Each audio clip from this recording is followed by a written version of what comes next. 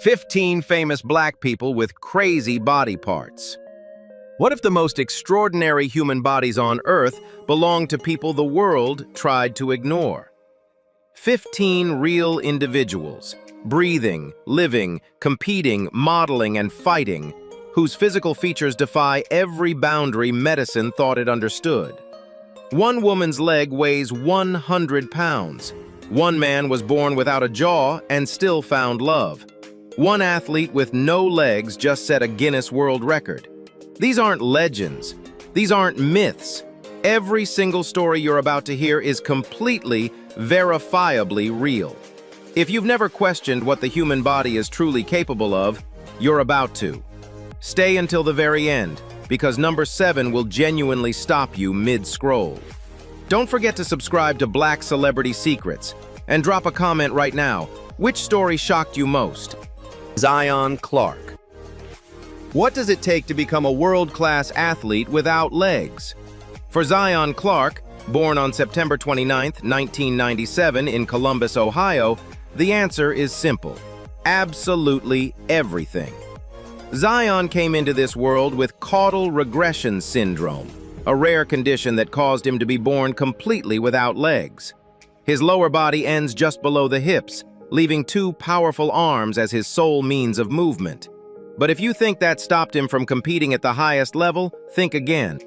Abandoned by his birth mother almost immediately after birth, Zion bounced through 7 or 8 different foster homes throughout his childhood. He was labeled a problem child. He was physically and mentally abused. He was shoved into lockers. He was beaten up. And through all of it, he still found his way to a wrestling mat at Massillon Washington High School in Ohio, where he would go on to compile a 33-15 record by his senior year. That alone would be impressive. But Zion wasn't done. He went on to attend Kent State University, competing in both wrestling and wheelchair racing simultaneously. In 2021, he set a Guinness World Record for the fastest 20-meter walk on 2 hands, completing it in just 4.78 seconds. Let that sink in. A man with no legs moved faster on his hands than most people jog on their feet. His story became so compelling that Netflix produced a documentary simply titled Zion, which premiered at the Sundance Film Festival in 2018. Since then, he has become a motivational speaker, author, and MMA competitor, making his professional fighting debut in December 2022 with a unanimous decision victory. What makes Zion's story hit differently isn't just the physical feats, it's the emotional weight behind them.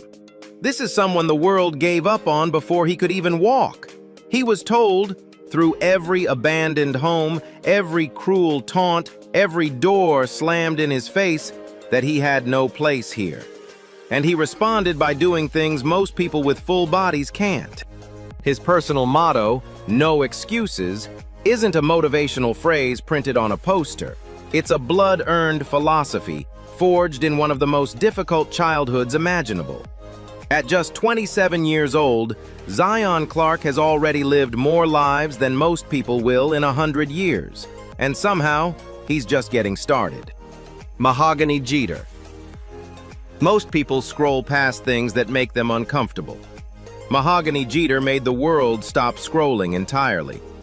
Born on November 15, 1997 in Knoxville, Tennessee, Mahogany came into this world with primary congenital lymphedema, a rare condition where the lymphatic system fails to drain fluid properly, causing extreme swelling. In her case, the condition targeted her left leg. By the time she reached adulthood, that leg weighed close to 100 pounds on its own, nearly a third of a full-grown person's average body weight, fused permanently to a frame she had no choice but to carry. Doctors detected it almost the moment she was born. Her mother, Tamika Jeter, was told by nurses that one of her newborn daughter's footprints was noticeably larger than the other. What followed was a childhood defined by stares, whispers, and cruelty that no child should ever face. Classmates called her a deformed bitch. A stranger once told her that her leg looked like a ham roll. One person told her the devil had given her the disease. Another suggested she find a healer overseas. She spent years crying in private, convinced that God had cursed her. She avoided mirrors. She dressed to hide rather than to be seen. Then, in 2017, something shifted. A professional photographer approached Mahogany while she was working a shift at Walmart and asked if he could photograph her full body, including her leg. She hesitated. Then she said yes. That decision changed her life. The photographs went viral. A YouTube video featuring her story accumulated over 10 million views. Suddenly, the world wasn't looking at Mahogany with pity or disgust. They were looking at her with awe. Since then, she has built a modeling career with a message, regularly posting on Instagram under the handle @model.mahoganyYG and at lymph.goddess23, where she documents her life, her treatments, including regular lymphatic drainage and compression therapy, and her refusal to let lymphedema define her ceiling.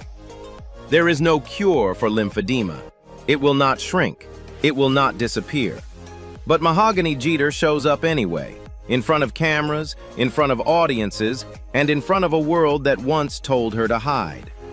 At 27, she is proof that the parts of you the world calls ugly can become the very thing that makes you unforgettable. Winnie Harlow. There is a moment in every great story when the person being laughed at becomes the person being photographed. For Winnie Harlow, born Chantel Whitney Brown Young on July 27, 1994, in Toronto, Ontario, Canada, that moment was earned. Brutally, painfully, beautifully. Winnie was diagnosed with vitiligo at just 4 years old. The condition, caused by the immune system attacking melanocytes, the cells responsible for producing skin pigment, left her body covered in striking patches of depigmented skin.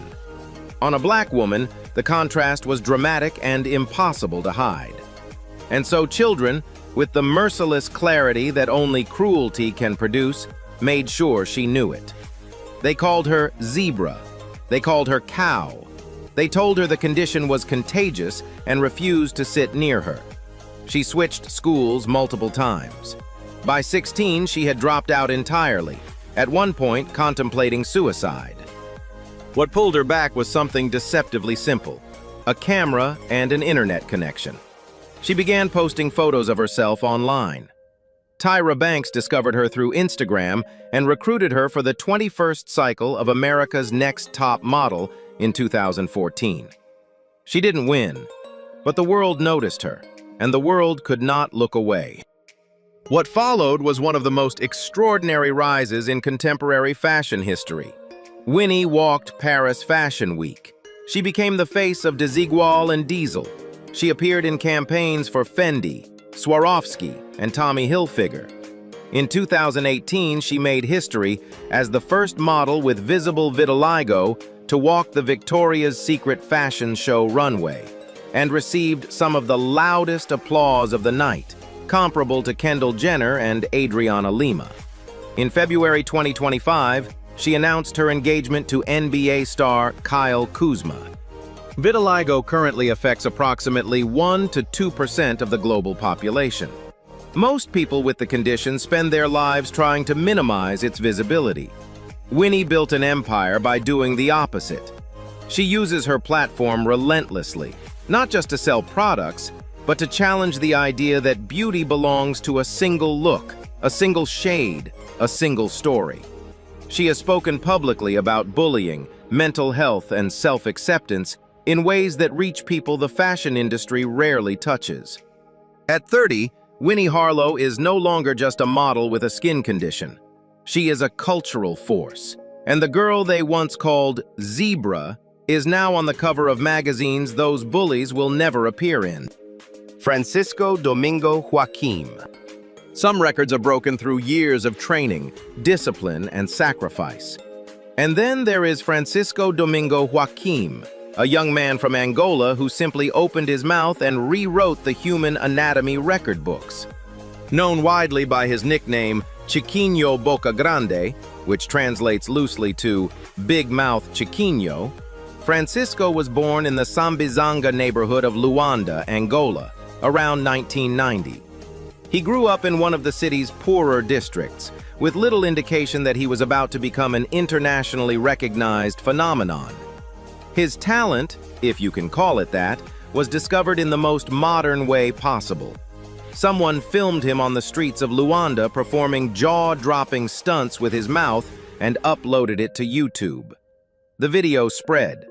Then it spread further. Guinness World Records researchers spent approximately 2 years hunting him down after first seeing the footage online. They finally tracked him to his hometown in Angola, and what they found confirmed what the internet had already suspected. Francisco could stretch his mouth to an astonishing 17 centimeters, or roughly 6.69 inches wide. That's wider than the diameter of a standard soda can. In fact, he famously demonstrated this by fitting a 330-milliliter Coca-Cola can sideways inside his open mouth. In 2010, he traveled to Rome, Italy, to compete in an event called the Big Mouth Competition, where contestants attempted to fit the most unusual objects inside their mouths. Coffee cups, saucers, beer bottles. None of the other competitors came close. Francisco won decisively, and his measurement of 17 centimeters was officially certified by Guinness World Records, making him the holder of the record for the world's widest mouth. His videos accumulated millions of views globally. He appeared in international media, became a beloved figure in his home country, and was celebrated as the only Angolan ever named in the Guinness Book of Records. But the story does not end in triumph. In January 2023, his mother announced through an audio message circulated on social media that Francisco had passed away the previous Thursday, following 2 months of hospitalization due to a lung disease. He was 31 years old. Angola lost its most unusual record holder. The world lost a young man whose smile, quite literally, was like no one else's.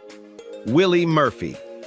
At an age when most people are taking gentle walks and attending doctor's appointments, Willie Murphy was deadlifting over 200 pounds and preparing to fight off a home intruder with a metal table leg. Born on June 15, 1937 in Rochester, New York, Willie Murphy is a powerlifter, a Guinness record contender, and one of the most physically extraordinary human beings to ever pick up a barbell. She stands just over 5 feet tall and weighs approximately 105 pounds, and she is, by any meaningful definition, built like a machine. Willie didn't begin competitive powerlifting until she was in her early 70s, an age at which most athletes have long retired. She saw a sign at her local YMCA in Rochester advertising a weightlifting competition, asked if she could enter, and was told, "Go for it, Granny." She went for it, and she never stopped. By 2014, at age 77, she had deadlifted 215 pounds and won the World Natural Powerlifting Federation Lifter of the Year award. She holds state records in New York and national records across multiple WNPF age brackets. When she turned 80, the Federation had to create an entirely new age category just for her, because no woman her age had ever competed at that level before. She trains 3 days a week at the Maplewood Family YMCA. She uses no steroids, no ammonia, no performance-enhancing substances of any kind. Just willpower, repetition, and a refusal to accept decline as inevitable. Then, on November 21, 2019, Willie Murphy became internationally famous in a way no one predicted. A man broke into a Rochester home late at night. She had already called the police, but before officers arrived, Willie, then 82 years old, picked up her TV stand and beat the intruder with it until it broke. She then grabbed a broom, then a bottle of soap.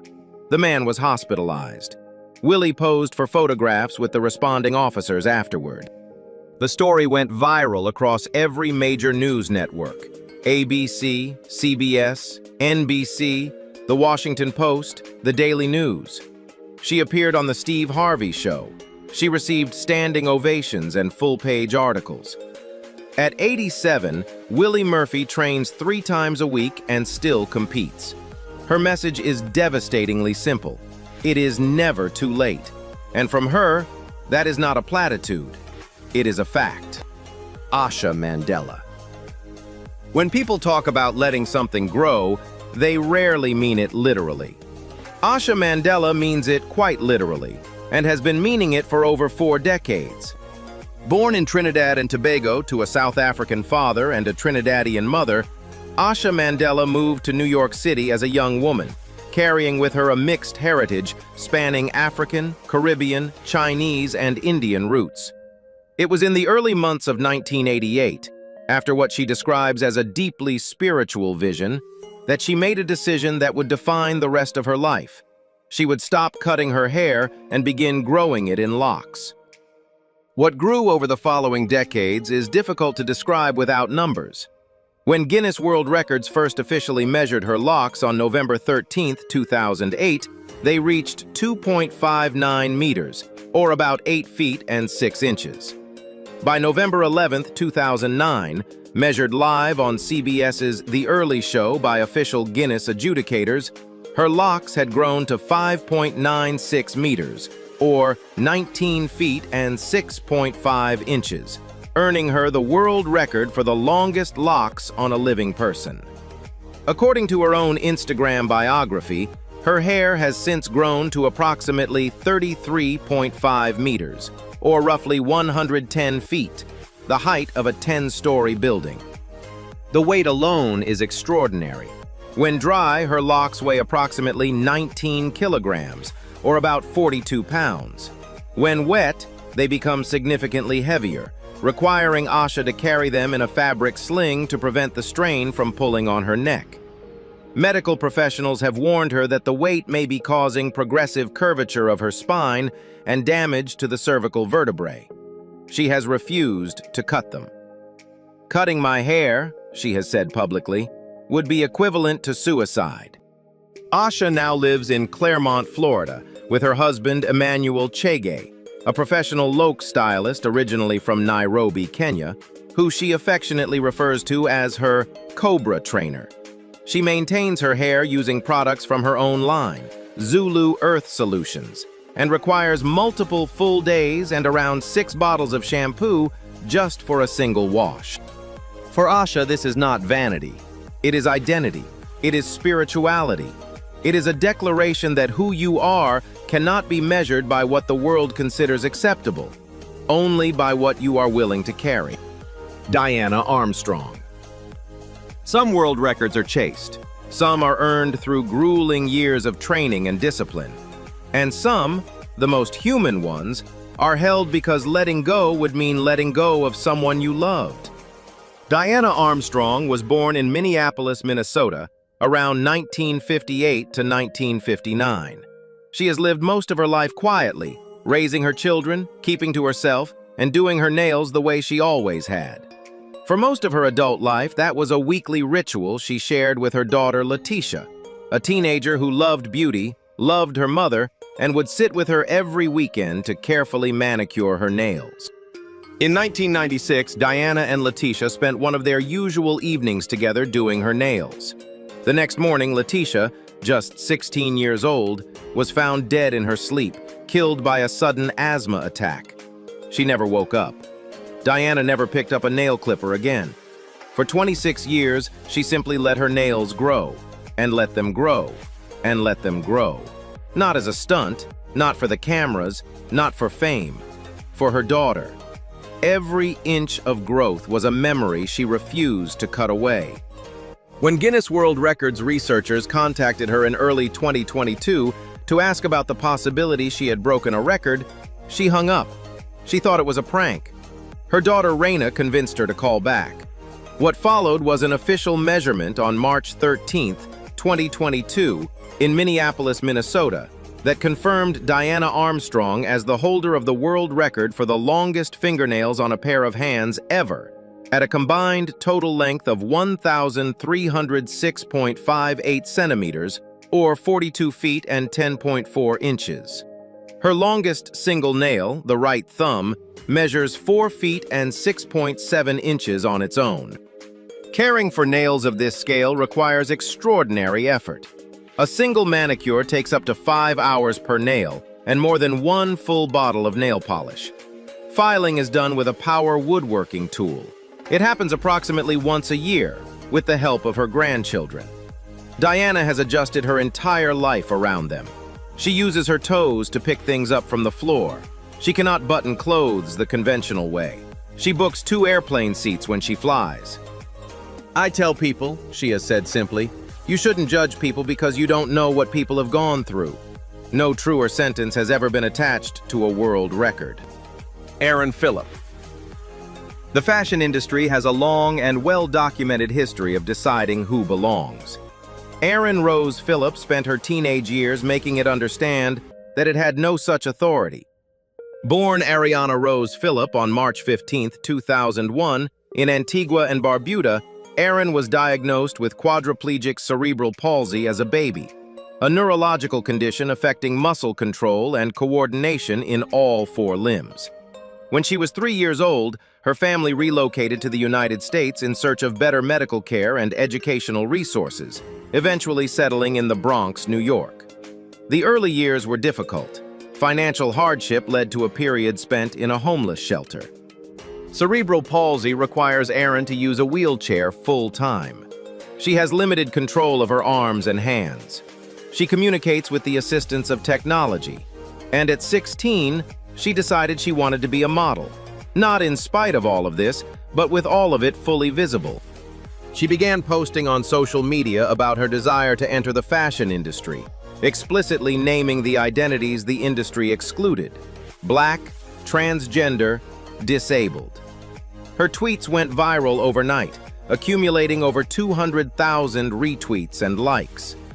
8 months later, she signed with Elite Model Management, becoming in September 2018 the first Black, transgender, physically disabled model to sign with a major modeling agency in the world. What followed rewrote the definition of a runway career. She appeared on the cover of Paper magazine, interviewed by Naomi Campbell herself. Moschino's then creative director Jeremy Scott cast her as the sole face of their autumn/winter 2020 campaign. In 2021, she became the first wheelchair-using model to walk, in the fullest, most literal sense, for a major luxury fashion brand at New York Fashion Week, debuting for Moschino's Spring/Summer 2022 show.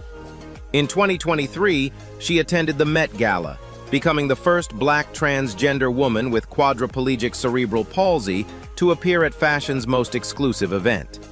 In 2024, she co-wrote a memoir at just 13 years old titled, "This Kid Can Fly." At 24 years old, Erin Rose Phillip has not simply succeeded in an industry that wasn't built for her. She has forced that industry to rebuild itself around the truth that it excluded far too long, that beauty has no prerequisite, and that the runway belongs to everyone. Troy James. If you have ever watched a horror film and wondered how the monster moves the way it does, that slow, wrong-angled crawl that makes your skin pull tight, there is a reasonable chance you were watching Troy James. Born in Algeria and raised in Toronto, Canada, Troy James discovered early in childhood that his body moved differently from everyone else's. His spine, his joints, his limbs, all of them bent and articulated in ways that should not, anatomically speaking, be possible for a human being. He thought for years that everyone could do what he did. When he realized they couldn't, he hid it.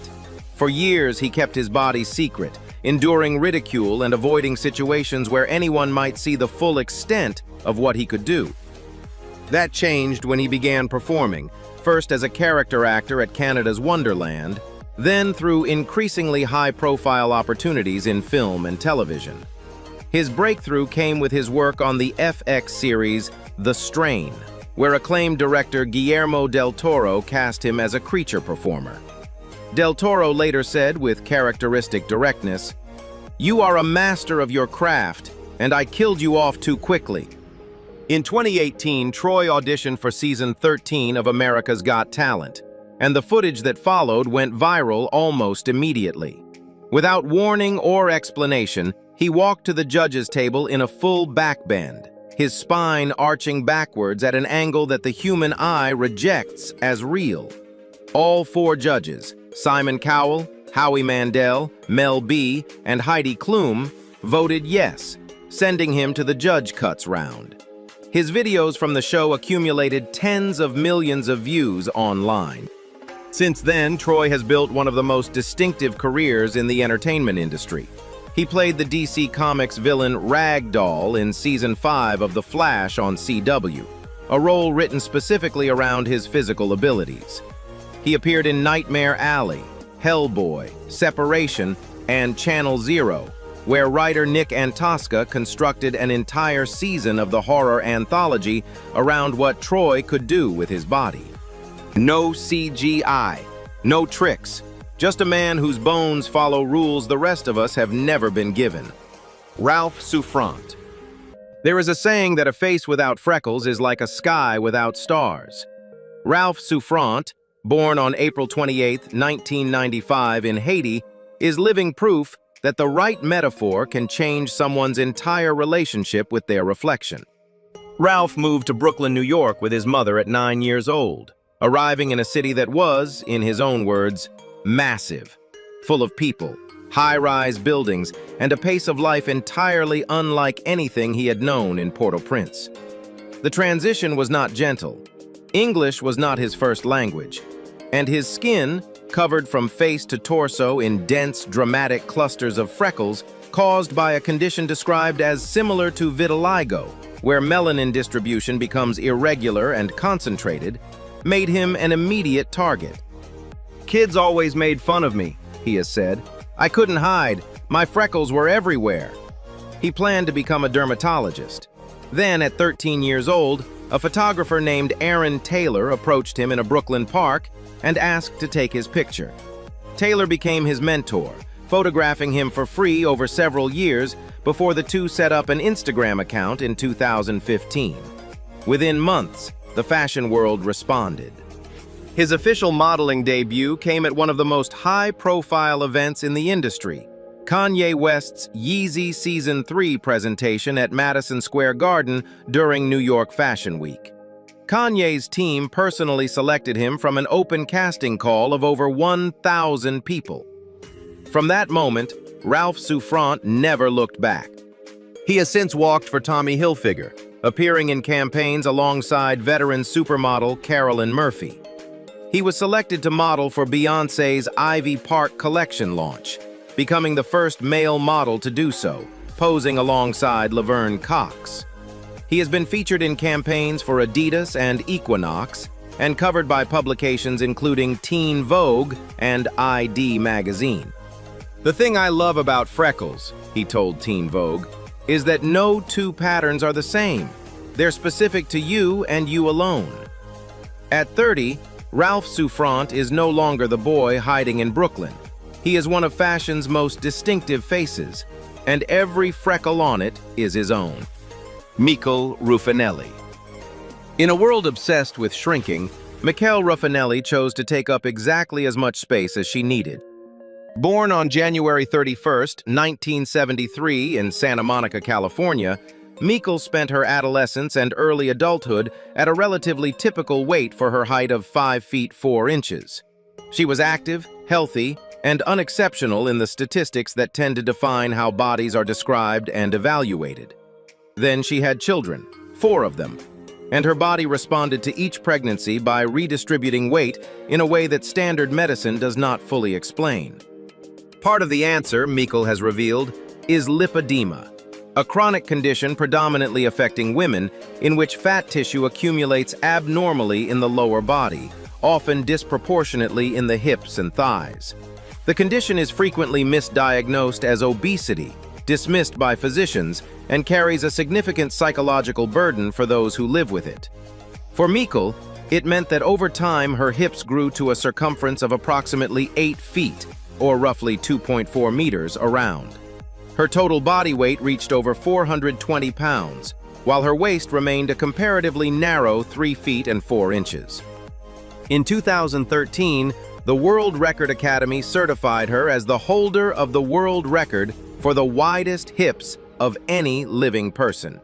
She was also recognized in the same record cycle that identified Yao Defen as the world's tallest living woman.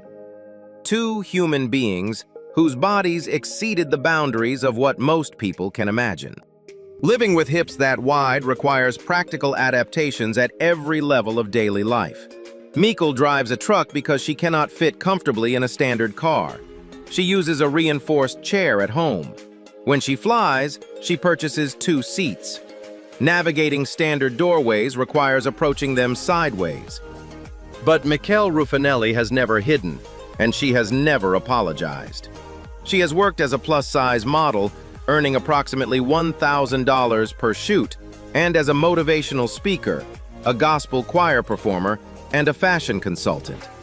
In 2015, she appeared in a TLC documentary recreating her wedding, an event that required a custom-designed dress to accommodate her frame. At 52, she remains one of the most visually striking human beings alive and entirely uninterested in being anyone else. Joseph Williams. Most of us take the jaw for granted. We use it dozens of times a day, to eat, to speak, to laugh, to yawn, without once considering that some people are born without one. Joseph Williams from Chicago, Illinois, is one of those people. Born with an extremely rare congenital condition called otofacial syndrome, a disorder that prevents the mandible or lower jawbone from forming in utero. Joseph came into the world without a lower jaw or chin. His condition is so rare that confirmed cases worldwide can be counted in the dozens. There is no standard treatment protocol, no reliable surgical pathway, and no definitive cure. Within days of his birth, Joseph was transferred from Illinois to Chicago for emergency surgical intervention. Doctors attempted to construct a jaw using a bone and skin graft. As he grew, his body rejected the graft entirely. The reconstructed jaw did not hold. He was subsequently placed for adoption and spent his early childhood within the foster care system before being taken in by a family who gave him stability. Because Joseph has no lower jaw, he is unable to eat through his mouth or speak in the conventional sense. He receives nutrition through a gastric feeding tube and communicates using a combination of sign language and a mobile communication device. His face, from the nose down, presents a dramatically altered profile, something that drew stares, recording devices, cruel comments, and social rejection throughout his life. None of it broke him. Joseph Williams grew into a man described by everyone who knows him as fiercely independent, relentlessly positive, and genuinely funny. He held a job at a warehouse. He developed friendships. And in 2019, he met a woman named Vanya, who worked alongside him and initially struggled with discomfort at his appearance, but fell deeply in love with who he was. They married in 2020, in front of a county clerk, in what Joseph and Vanya describe as a spontaneous, joyful decision. He was 41. Joseph Williams did not choose the body he was born into, but the life he has built inside of it is entirely, stubbornly, beautifully his own. Annie Hawkins Turner. There are world records defined by speed, endurance, or calculated precision. And then there is Annie Hawkins Turner, a woman from Atlanta, Georgia, whose body simply refused to stop growing in a way that no one asked for and no one could explain. Born on December 22, 1956, in Atlanta, Annie grew up knowing her body was different. From early childhood, her chest developed at a rate far beyond what any pediatric standard could account for. The cause was eventually identified as gigantomastia, a rare and poorly understood medical condition characterized by excessive, often rapid growth of breast tissue, typically driven by hormonal sensitivity and genetic predisposition. The condition affects a very small percentage of the population and has no reliable cure, though reduction surgery is available and often recommended. Annie chose not to pursue reduction. Her decision was entirely personal. and it changed her life in ways that neither she nor anyone else anticipated. On December 1st, 1999, she was officially certified by Guinness World Records as the holder of the world record for the largest natural breasts on a living person. At that time, her measurements were formally recorded as 70, 48, 52 inches, with each breast weighing approximately 28 pounds. By subsequent measurements and self-reported figures cited in media appearances, including a 2011 interview on ITV's This Morning, her bust measurement had grown to 72.5 inches, with each breast weighing an estimated 56 pounds, making the combined weight of her chest alone exceed 112 pounds. Under the professional pseudonym Norma Stitz, a deliberate and unapologetic wordplay, Annie entered the adult entertainment and fetish modeling industry in the early 1990s, after entering and winning an amateur layout contest for a specialist publication. She went on to produce or appear in approximately 250 softcore films, building a website enterprise that proved financially significant over more than 2 decades. She was married for 13 years to her late husband, Alan Turner, an Air Force officer who died in 2006. They had 2 children together. At 68, Annie Hawkins Turner has lived an extraordinary life in a body the world never built infrastructure for, and she has, at every turn, owned every single inch of it. Kechi Okwuchi. On December 10, 2005, a McDonnell Douglas DC-9 operated by Sosoliso Airlines attempted to land at Port Harcourt International Airport in Nigeria. It did not land. It crashed, burst into flames, and killed 107 of the 109 people on board, including 59 students from Loyola Jesuit College, Abuja, who were traveling home for Christmas break. Kechi Okwuchi was 16 years old and sitting in an aisle seat. Born on October 29, 1989 in Lagos, Nigeria, Kechi had spent her life until that point as a typical boarding school teenager, studying hard, singing in choirs, coming home for the holidays. The crash left her with third-degree burns covering 65% of her body. She was given a 30% chance of survival. She was airlifted first to Mill Park Hospital in Johannesburg, South Africa, and later, in 2007, to Shriners Hospitals for Children in Galveston, Texas, where she underwent more than 100 reconstructive surgeries over the following years. The burns altered her face, her neck, her arms, her torso. They left behind scar tissue that she will carry for the rest of her life and that cannot be fully reversed by any current medical technology. And they changed her voice, her singing voice specifically, in ways that doctors still do not fully understand. The accident somehow deepened and enriched her tone, giving it a quality that had not existed before the crash. It was that voice that brought her to the stage of America's Got Talent Season 12 in 2017, where she performed Ed Sheeran's Thinking Out Loud and received a standing ovation from all 4 judges. She returned in 2019 for America's Got Talent, The Champions, where Simon Cowell gave her the golden buzzer for her performance of Hallelujah, sending her directly to the finals. She graduated with first-class honors in economics from the University of St. Thomas in Houston in 2015, later earning an MBA from the same institution. In 2022, she published her memoir, More Than My Scars, with Baker Publishing Group, with a foreword by Simon Cowell.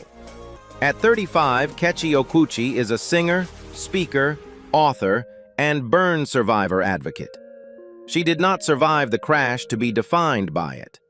She survived it to prove that what the fire left behind was more than enough. Kim Goodman. Most people's strangest party trick involves card tricks, or the ability to wiggle their ears. Kim Goodman can voluntarily push her eyeballs 12 millimeters out of their sockets and hold them there. Kim Goodman lives in Chicago, Illinois, and holds the Guinness World Record for the farthest eyeball protrusion by a female, a record that was officially measured in Istanbul, Turkey on November 2, 2007, using a medical device called a proptometer. an instrument used by optometrists to measure the degree of forward displacement of the eye from its socket. The average protrusion for a human eye is roughly 6 to 8 millimeters. Kim's measures 12 millimeters, or 0.47 inches, nearly double the norm. She didn't always know she could do it. The origin story is as absurdly specific as the record itself. During a Halloween party, someone accidentally hit her on the head with a hockey mask. Her eyes, startled or structurally affected by the impact, popped outward further than they ever had before. And she realized in the aftermath that she could do it again on command, and again, and again. The eyes also protrude spontaneously when she yawns. In 2004, Guinness World Records included her among the top 10 most remarkable physical feats of all time for their 50th anniversary edition, placing her in a list alongside records that had defined half a century of human extremity. Kim has said publicly that the experience does not hurt. Her eyes do not dry out from the exposure. She is not afraid of them becoming permanently displaced. She has been performing and demonstrating the ability at entertainment events, fairs, and television appearances around the world for decades, including a famous segment on The Late Show with David Letterman. At school, she has said with a kind of quiet humor that belongs only to people who have genuinely made peace with something unusual about themselves, "The kids used to call me Popeye, and now I get paid for being a Popeye." Kim Goodman did not choose the eyes she was born with, but she has looked at the world through them with a clarity and calm that most people never manage, and the world has never quite been able to look away. 15 people. 15 bodies the world wasn't ready for, and every single one of them refused to disappear. But here's the question nobody wants to answer honestly. Are we celebrating these individuals because we genuinely respect them, or because their differences entertain us in ways we're too comfortable to examine? There's a fine line between inspiration and spectacle, between representation and exploitation, between saying, "You're extraordinary," and meaning it, versus saying it because it makes us feel good. Think carefully before you answer. Drop your honest opinion in the comments below. We read every single one on Black Celebrity Secrets. And if this video made you feel something real, share it with someone who needs to see it. Subscribe for more stories the mainstream refuses to tell.